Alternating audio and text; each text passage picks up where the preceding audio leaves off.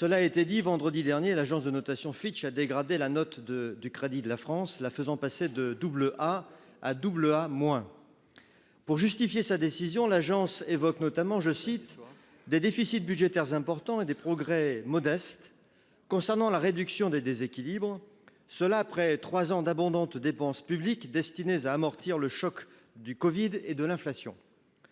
Comme les 2 autres agences de notation très connues, S&P et Moody's, la principale activité de Fitch consiste à évaluer la capacité des États à rembourser leurs dettes en leur attribuant une note matérialisée par des lettres.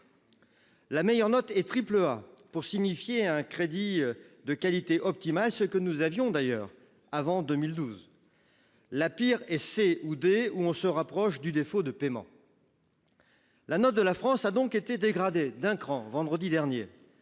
Cette décision, comme l'a constaté l'OFCE, va à contre-courant du signal envoyé au marché par le gouvernement avec l'adoption de la réforme des retraites, une réforme censée attester d'une volonté de maîtrise des équilibres budgétaires à long terme. Mais avec cette note, la réalité est aujourd'hui tout autre. S'il y a une perte de crédibilité de notre pays sur sa capacité à rembourser sa dette, nous serons hypothétiquement amenés à emprunter plus cher sur les marchés et donc à payer plus d'intérêts. Cela grèvera les finances publiques et nos marges de manœuvre budgétaires qui sont, nous le savons tous, déjà très contraintes.